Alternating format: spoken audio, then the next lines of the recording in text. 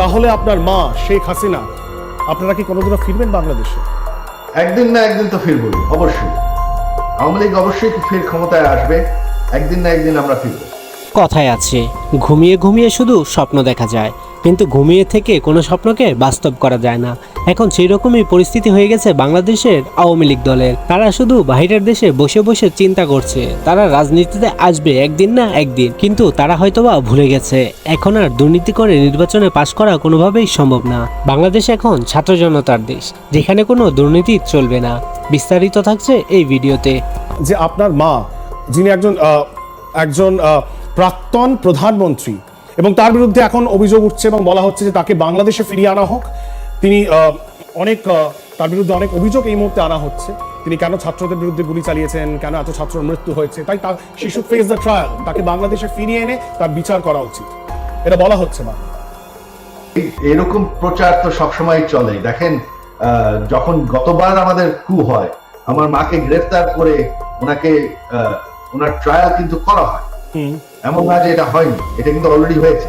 তবে ওনার বিচার করে দেখা গেছে ট্রায়ালে কিছুই নাই, ওনার বিরুদ্ধে সব খালাস।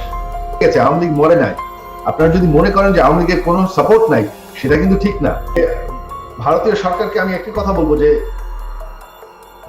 ভারতের ইস্টার্ন সাইডে সিকিউরিটি এবং মাইনরিটিসদেরকে নিরাপদ রাখতে শুধুমাত্র একটি সরকার সক্ষম হয়েছে, সেটা হচ্ছে আওয়ামী লীগ। একদিন না একদিন তো ফিরবই, অবশ্যই। আওয়ামী লীগ অবশ্যই ফের ক্ষমতায় আসবে, একদিন না একদিন আমরা ফিরব।